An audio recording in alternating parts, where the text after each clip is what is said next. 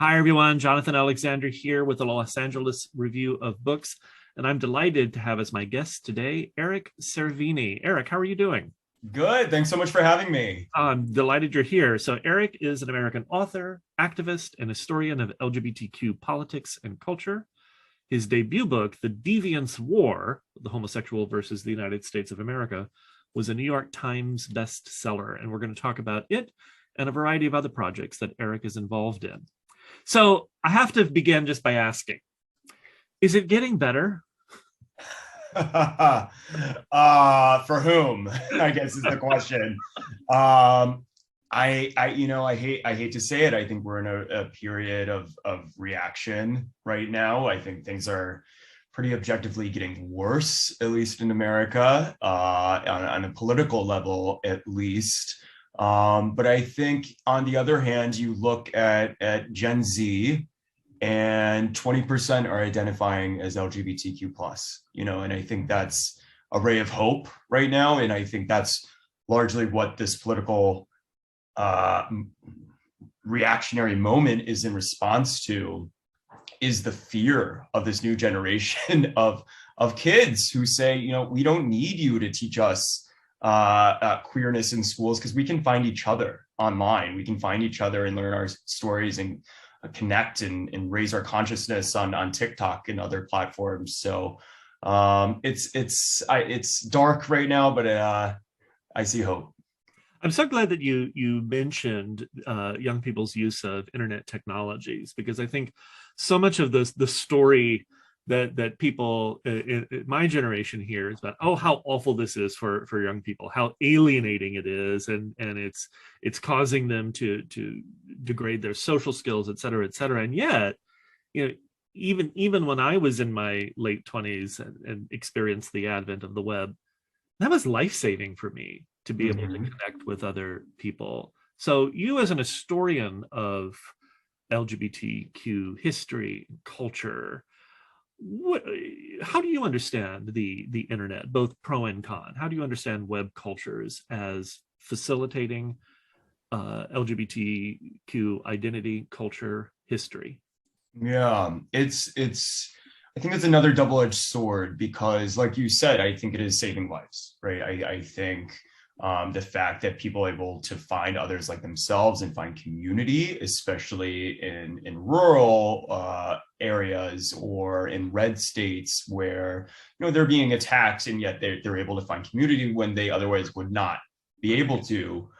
That said, in Los Angeles, for example, where we are, um, there are queer bars and other institutions that are dropping like flies. It had been happening for a couple decades. It became horrible during the pandemic, with these bars were just disappearing, and they're not coming back.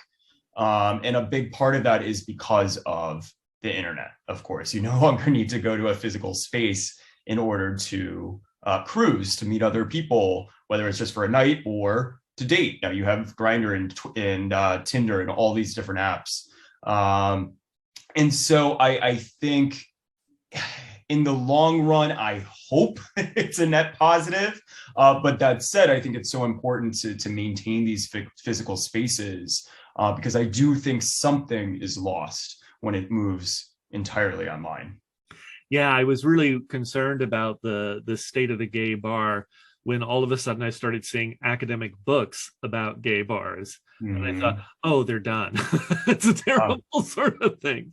Yeah. Speaking of academics, though, your book, The Deviant's War, is really all about the rich histories of queerness. And I might have jokingly begun our interview by saying, is it getting better? And I say that as a joke because there are so many ways, and yes, definitely, with marriage equality and other kinds of things, there are things that are certainly better about being queer in the contemporary West. And Mm-hmm. yet, what's glorious about your book and about your work as an historian is you unearth and remind us of the incredible ingenuity and creativity of past LGBTQ, Mm-hmm. queer, gender nonconforming, deviant people. So I'd love to hear about how you came as an historian to undertake that work, which seems a Mm. little counterintuitive in some ways, but glorious. Sure. Yeah. And I think that's a great way of putting it. And not only finding success politically, but also finding joy, even in the darkest of times. I think that's so important in all the work that we do as historians is realizing that sometimes just existing, just finding love or community is a form of resistance. And I tried to touch on that at least a bit in the book, but I stumbled upon this story. I stumbled upon being a historian. I'm in Los Angeles, the land of Hollywood, and it was a film that first got me interested. It was Seeing Milk by the wonderful Dustin Lance Black, and realizing at the age of 18 or 19, whenever I saw it, thinking that I was well versed in American history, and realizing that, well, actually, my as wonderful as my teachers were in a great public school in Texas, they were all fantastic. We just weren't taught queer history. So it raised the next question, which is, what other stories are out there that still need to be told other than Harvey Milk? And the very first name I stumbled upon, literally on the university library database, was Frank Kameny, widely regarded even then as the grandfather of the gay rights movement, but there hadn't been anything written about him. And so fast forward 8 years, and now there's a book about him. I love it. I mean, my sort of breakthrough moment similarly was with a figure like Bayard Rustin. People just know that these are folks who are so central, and not even just to LGBTQ politics and rights, Sure. but just to shaping what contemporary civil rights, just what our contemporary freedoms actually look like. Mm-hmm. So if there's something that you could identify that we need to learn from the past, because obviously knowing about our histories, particularly our histories as queer and trans people, is important for us.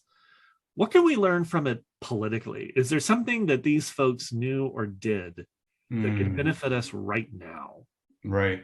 I'm so glad you brought up Rustin. I have to give a shout out to the show on Discovery Plus that's coming out in June, called The Book of Queer. And in the very first episode, we tell the story of Bayard Rustin. And I think, just as you said, it's not that queer folks were fighting for queer liberation for all time. It's that queer folks were fighting for all people's liberation all the time from the dawn of humanity. And so, in Rustin's case, he essentially brought nonviolence, or at least the Gandhian form of it, into the Black freedom movement. Was the first to go into Montgomery in '56 and tell Dr. King, hey, you should probably get rid of those armed guards outside your house and these stacks of guns inside your house. And you can trace the impact that he had on the Black freedom movement, let alone the '63 March on Washington. And he did it as an openly gay man, right? And then on top of that, and to answer your question, when you realize how much the queer liberation or gay rights movement borrowed from the Black freedom movement every step of the way. And I think that's the one thing I hope people get from my book, is that Frank Kameny was a Xerox machine, copying everything that Dr. King, that Rustin did, and bringing it to the homophile movement, as it was called at the time. But then realizing, wait a second, there were queer folks within the Black freedom movement who were themselves revolutionizing their movement from within. So it's not just that we are everywhere, it's that we owe queer folks and other movements for our own successes. And it just shows how important coalition building really is. So I love it. You're taking the work from Deviant's War now into, you mentioned the Book of Queer. This is a series. Tell us a little bit about it. And sure. Where can I get that hat? It was actually, what was it? We did a sports segment in the show, and I was talking about, athletes coming out over time. One of the stories we tell is Glenn Burke, who's in the Dodgers. Incredible story. And they gave me this hat Love to it. wear during it. So it's technically a prop that I stole. That's cool. But hey, maybe we can make a few more. You need some merch. Yeah. Yeah. As some people may be familiar with the show Drunk History, which took real stories from the past and put a comedic spin on it. We do the same thing, but instead of drunk people, we have drag queens telling the stories, and worked with 18 queer scholars and almost as many peer reviewers to make sure that they're grounded in history. We have on-screen citations with books and journal articles and dissertations. So, you'll see a really fun, entertaining, comedic show, but it's based on the research of so many incredible scholars who have been doing this work for decades. Oh, that's wonderful. Something surprising, even to you. So you've done so much work.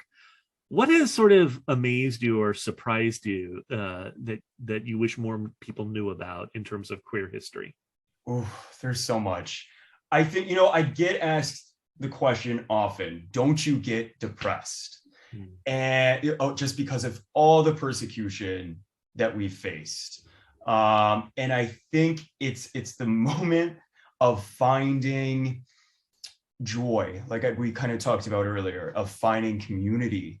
There's an amazing historian named Gary Ferguson. He wrote about a group of, we would call them queer, you could arguably call them homosexuals, who were in the medieval times meeting with each other. There's evidence of a subculture that existed, and they were persecuted in the long run, but there's very good evidence that they were a family. They were a chosen family that existed hundreds of years ago, before the word gay or queer was even in use to describe us.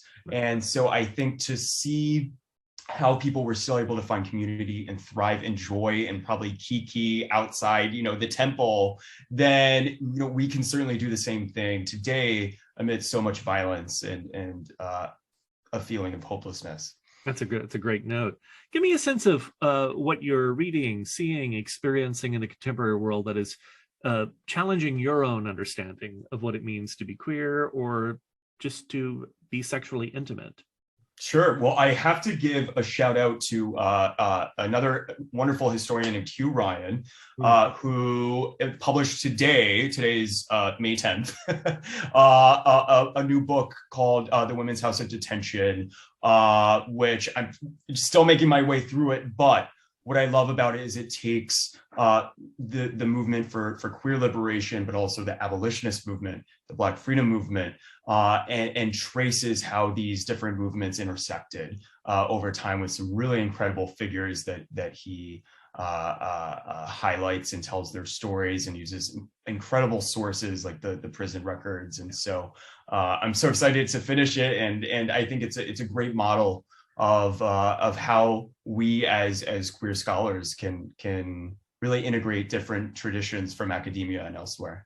That's wonderful. Hugh is a great historian. Thank you so much for that recommendation. And remind us, when does Book of Queer come out?